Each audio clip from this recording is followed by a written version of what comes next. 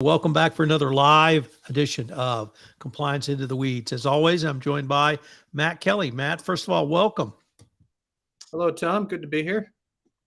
So, Matt, we had one of the oddest sagas or stories in one of the oddest sagas of the oddest people of the oddest, I don't know what, how big the universe can be, came down on us last week. And that was a whistleblower, series of whistleblower allegations. I guess you'd call it a whistleblower complaint involving a guy named Mudge, of all things, and our good friends at Twitter. So you want to take it from there? Sure. So this is the latest of numerous, I guess, jaw-dropping whistleblower complaints we have seen in the tech sector lately in the last several years. This came out, I think, on Tuesday of last week, where the former head of security for Twitter, who's formerly named Peter Zatko, he, as head of security there in 2020 and 21, he apparently came across numerous severe and alarming, widespread cybersecurity, privacy, and compliance failures at Twitter, which he then put into a whistleblower complaint, which then was, I'm not clear if it was leaked or just given to CNN and the Washington Post, but it got splashed all over the place last week as yet another example of company with some potentially serious misconduct issues, cybersecurity concerns, privacy concerns. And for those of you who do not know Mr. Zatko, his name is, I guess you would call it nom de guerre, is Mudge. He has been a long-time hacktivist, cybersecurity man on the scene. I used to write about technology 25 years ago, and everybody knew who Mudge was back then. He certainly knows his stuff. He famously once testified before Congress, I want to say in the late 90s, that he could take down the internet in 30 minutes if he wanted. And I don't doubt that Mudge probably could. So Mudge since then has drifted all over the cybersecurity world for nearly 30 years now. What he says about cybersecurity should be taken seriously. I don't necessarily know that his specific allegations against Twitter are or are not legitimate. I have no reason to doubt that they are, or better, I have no reason to see why they wouldn't be. Twitter has been in an awful lot of hot water with Elon Musk, with his on again, off again, I guess it's now off into Delaware court litigation about trying to acquire Twitter, which he didn't want to do because he said Twitter was full of spam bots, which is a big part of Mudge's complaint. And Tom, we could go on all day. I can go through some of the specific cybersecurity failures that he mentioned. We could talk tone at the top at Twitter, the alarming things that we should explore here. And this is a really big mess for the company. So why don't we start with some of the specific allegations he made, because these are not simply directed at the allegations that Elon Musk has made around bots. They're much broader and in many ways much more troubling for a wide variety of reasons, including potential violations of prior consent decrees, non-compliance or violations of GDPR, perhaps other legislation. So why don't you maybe go through some of the broader allegations you saw, and then we can take perhaps a little bit deeper dive. Sure. So here are some of the big ones. This was an 84-page complaint that Mudge filed with the Justice Department, Securities and Exchange Commission, and the Federal Trade Commission. For example, he had said that Twitter could never map out and identify the sensitive data that it actually had, including personally identifiable information. Twitter knew it had a lot, but didn't necessarily know exactly where that data was or how it was being used, which meant that Twitter could not comply with consent decrees that it had signed in 2011 with the Federal Trade Commission that basically said PII could only be used for security purposes, like a challenge question to make sure that users did not have unauthorized access from others to their account. They couldn't guarantee that PII was only used for security purposes and not also for advertising purposes without people consenting and opting in for that. So we have problems around data control and what sensitive data you do or don't know that you have. He also alleged that the executive team intercepted a security audit that Mudge had commissioned, I believe, looking at this very issue here. And then the executive team had directed the auditors who had performed that assessment. They were looking at cybersecurity controls. Mudge had hired an outside firm. The executive management then reached out to the outside firm doing the audit and said, stop, act and rescind and omit several pieces of embarrassing information before they even gave it to Mudge. So the executive team intercepted this audit that was happening and wound up giving Mudge a doctored report that apparently, according to him, was an inaccurate picture of Twitter's cybersecurity failures. He alleges that the CEO, Parav Agrawal, he had deliberately kept other embarrassing information from the board about management's inability to improve Twitter's security and process integrity issues. He also said that the company has no effective policies and procedures to manage insider threats from employees, including bring your own device policies that actually could be implemented and enforced with any appreciable degree. He alleged that the metric that they were using to say how many accounts were or were not spam or fake, which is exactly what Elon Musk is arguing about now in Delaware court about trying to wriggle out of his Twitter acquisition.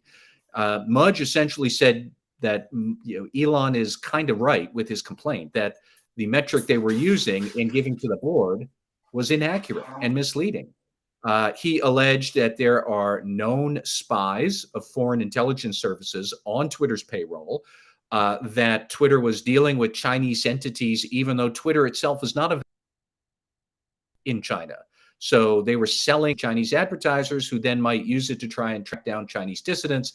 And we could go on all day. Basically, he describes a cybersecurity program that looks like it just crawled out of a Steppenwolf concert, a total mess, high as a kite, ineffective, not working. And that's where we are. And these are some very serious allegations for civil authorities. I would suggest that probably there are some allegations that could lead to criminal exposure, maybe for the company, certainly for Agrawal, who does not come off looking good in this complaint. And just like a total mess. That's all it is. First, we have to start with your use of analogy of those leaving a Steppenwolf concert, because if it's circa 2022, I will tell you they're going to be in wheelchairs, scooters, and walkers, because that would be the age of a current Steppenwolf fan, even beyond my advanced age. So that's an interesting visual. Okay, you've laid out in broad parameters some of the bigger issues or problems. Is there a way? Maybe start with the board. What would if you were asked to counsel the board? Where would you have the board start? Would it be pick up the phone and call Jonathan Armstrong or some other data protection expert? Well, that was where my head first went, because certainly we could pick apart any specific Mudge allegation and it would be worthy of a podcast unto itself. But, so often people ask, where was the board for this? And that is a very valid question to ask. The board was, according to Mudge, misled by the CEO and others in the management team. And, if that was true, or even if it was just simply questionable and we have to investigate it, we, the public, the SEC, the Justice Department, other regulators, they really shouldn't be the ones investigating this. Twitter's board should be always investigating and probing. Are we getting the right information? Are we asking the right questions? And it looks to me like they were not. And maybe that's because they were being misled, but also it is incumbent on them to be really aggressive with management about making sure that they're not getting watered down or misdirected information. So I keep coming back to number one, you have to think through, why do people care about this? Why should we care about Twitter and its potential misgovernance? Because Twitter is an enormously influential company. Even though it's not that big, even though its financial performance is not great, even though this sideshow thing with Elon Musk is a distraction, Twitter has an enormous hold on the public conversation around the world. It is very easy to map out a scenario where people might, thanks to poor cybersecurity, attackers could take over the account of a world leader, send out false messages that could trigger an actual disaster, market rout, physical conflict. Let us remember that in, I think it was 2020, a teenager managed to gain access to former President Obama's Twitter account. Like, not acceptable ever. You can't have world leaders who use Twitter as a primary account communication method to have us wondering, is that actually secure? So my point is really that the board has to ask, what is the most important thing for us to get right? And that is true for any company everywhere. The board has to ask, what is it most important for us as the board to get right and as a company? For Twitter, that is security and process integrity. And that was not right, according to Mudge. And I've really, like I said, I don't have any reason to doubt what he's saying. In that case, you have to think through, does the board have the right people? And if you look at the biographies of Twitter's board of directors, which you can, they're all very accomplished. I'm sure they are very sharp thinkers, but I didn't really see much in their biographies about system integrity or cybersecurity. You see a lot about business development. You see a lot about strategy. You see a lot about artificial intelligence. You see a lot about money, because some of the board directors are coming from investment groups that have significant stakes in Twitter. But you still don't actually have any clear indicator that this person here on the board is a whiz at system integrity and cybersecurity and would know what questions to ask the board, to ask management about Twitter's security risks and how to exercise the correct oversight. Tom, I think it's actually a great irony that Mudge, he served, I think, as head of cybersecurity there for about 18 months or so, maybe a little less.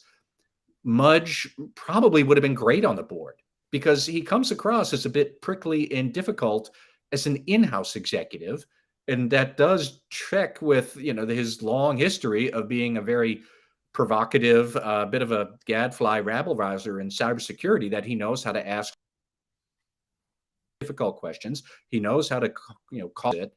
I think he did that a lot in Twitter. I think he probably alienated a lot of management that didn't want to confront his difficult questions.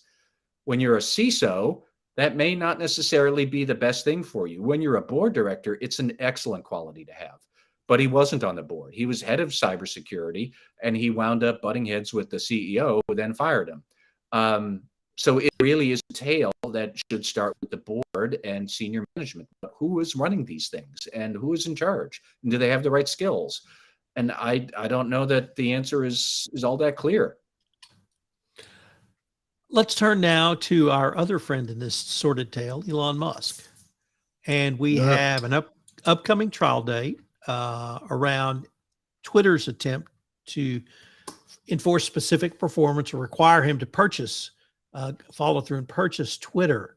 I read today that in the New York Times online edition that the Musk legal team has subpoenaed Mudge to give a deposition in that case, but it's still an open question as to whether his allegations that don't directly relate to the bot issue will be a part of the trial for specific performance that Twitter has filed for. So how do you think that all of this will play out in the Elon Musk side of all of this? Nobody knows. That's the honest truth. It is entirely possible that Mudge's allegations could wind up proving Elon Musk right. And if you'll excuse me now, I'm going to open the window and throw up now that I've had to say those words, because I think in many ways, Elon is a terrible example of corporate governance, but he may in fact be not wrong in mentioning that Twitter can't say how much of its account activity is based on automated bots, spam accounts, bogus accounts. The issue, as I understand it, with Elon is that the metric he zeroed in on was known as the MDAU. I think it was median daily average user. But he was saying that the MDAU that Twitter was providing to him was false or erroneous, and Twitter could not actually prove that only a very small percentage of its activity came from bots or fake accounts. And Mudge now is saying that the MDAU metric is A, misleading, B, subject to manipulation, and C, has not actually been audited by anybody to prove that it is useful or accurate. Part of the Mudge's complaint that talks about the MDAU really goes into mind-numbing detail about what was said by whom on what day and what tweet meant what.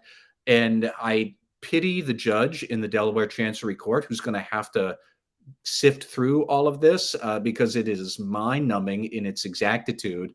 And I'm not sure I quite understand all of it. But clearly, if there are many other allegations of poor data governance, poor access controls, poor ability to get things done and get weaknesses resolved at Twitter, which is what most of what Mudge's complaint is about, then I'm not surprised that the MDAU issue is also under scrutiny and could also be a mess, because that would just fit with the general theme of Mudge's complaint, which is that all of Twitter's data governance is a train wreck.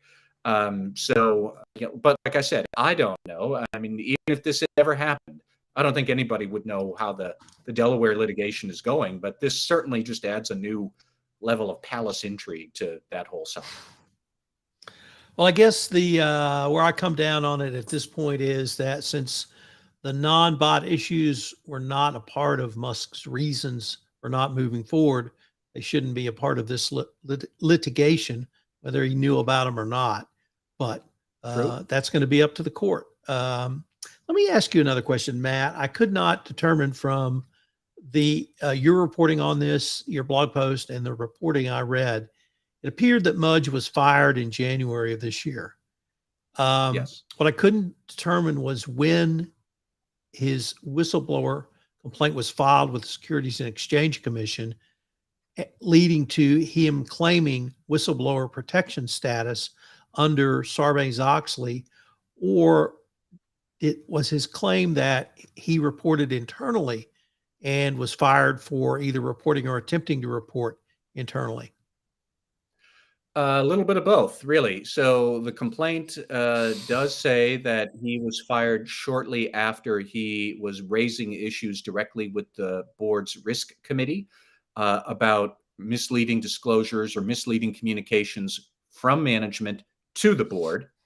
And he weighed in to say, no, there's you're getting bad intel from management. And he was having that conversation with the risk committee chairman. And then he was subsequently fired within days of that communication. And that was in January of 2022. So there's that. But according to my reading of press reports, the complaint was filed with the Justice Department, Federal Trade Commission, and SEC in July. And then it was presented somehow or obtained by CNN and the Washington Post in August. I know that Mudge is being assisted by a whistleblower advocacy group, which is the same group that helped Frances Haugen, the Facebook whistleblower. And they did that to great success because Frances Haugen, among whistleblowers now, is well known. And really, they left Facebook for quite a while. There were congressional hearings. I forgot to mention that this Twitter complaint also was sent to Congress. I wouldn't be surprised if we hear about congressional hearings into Twitter as well. So, there is a certain marketing and PR offensive that has to happen along with legal offensive for these sort of to succeed and reach the public consciousness. And so far, Mudge and his assistants at the whistleblower groups, they're doing really good on both fronts because everybody knows about this. It was on the front page of media all over the country. And I don't think we've heard the last of this from regulators or from Congress or from Mudge. And certainly we're not going to hear the last of it from Elon because he makes everything into a big show. And that's going to happen. So I would ask you, could this get any wilder? But unfortunately, I think we both know the answer to that. Yes. It can only get wilder. But you've touched on some of the organizations or regulators who might be interested in this, CFTC, the Securities and Exchange Commission, potentially criminal violations if there's violations with knowledge of the consent decree. The Delaware Supreme Court could weigh in potentially on a Caremark shareholder derivative action. I guess Europe could look at this from the GDPR angle, the EU regulators, or even the UK regulators as well. Any other groups that you could think of might have an interest in this? I think the big issue is the Federal Trade Commission already had Twitter under a consent decree from 2011 through the decree was for 20 years, so they're barely halfway through it. They would have annual audits of their cybersecurity controls, and those audits have not gone well. And yeah, if the allegations come out that Twitter knew it was misleading or violating the decree and misleading the board about this, misleading the Federal Trade Commission, very quickly you get into, I think, criminal exposure from the Justice Department. Like, there's no way this is not going to end in a significant settlement with regulators. I don't even know how many, but could we see some sort of big global thing, kind of like what Facebook did a couple of years ago when it paid $5 billion to the Justice Department, the Federal Trade Commission, and the SEC over its big Cambridge Analytica data breach? Could we see something like that happen again with Twitter? I think so. Could we see some sort of data privacy enforcement action from Europe? I can't imagine we won't see that at least be floated and under investigation, because there's just so many allegations of these controls sucked, this effort never got underway, there was misleading communication to the board, there were deliberate intent. If I were the CEO today, Parav Agrawal, I would seriously be thinking about a criminal defense attorney, because it looks to me like Mudge is raising allegations of criminal misconduct against the CEO, not to mention the whole company.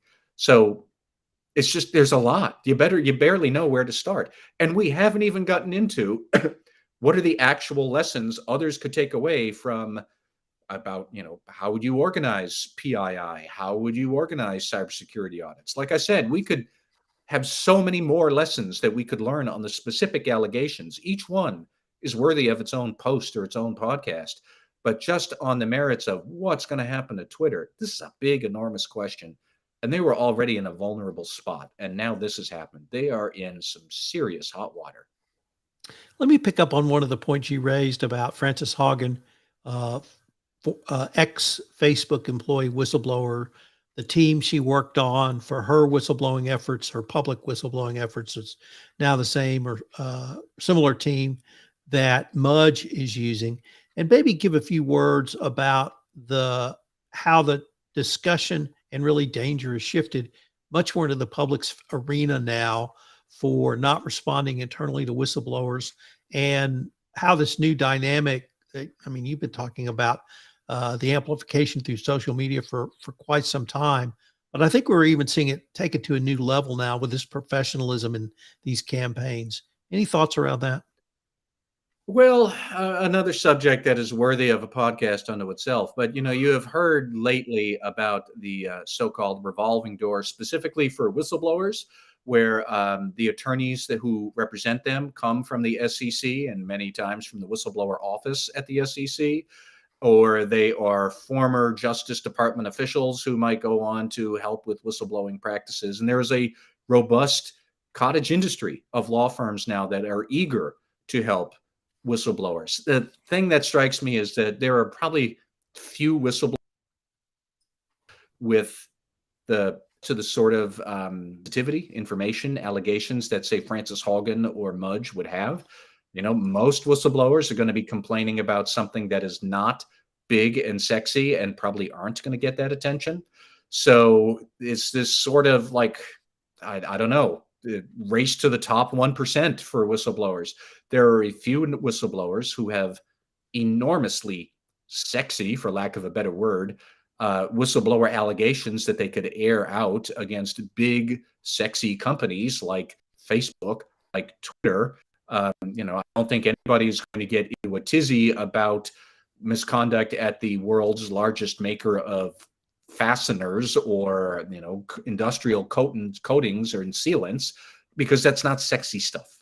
But within that small sector that is sexy to the public imagination, there's a lot of law firms now who are more than happy to cater to some really good, salacious stuff in their eyes.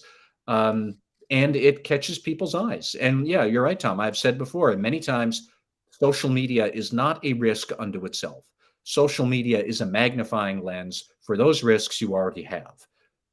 You already do have whistleblower risk, but when it can spread so quickly and take on a life of its own on Twitter, on social media, you're going to have a big problem if you're a company. It is really lights a fire under compliance teams to think about, how do we encourage internal whistleblowing? Because if you fall into the sexy whistleblowing allegations camp, and I think most companies know who you are, if you fall into that and that winds up getting attention in the public, you have a much, much worse problem on your hands. And so Twitter does. I think that's a great way to end this podcast. And I'm going to go out on a limb and say we'll definitely be revisiting this one, Matt. I think so.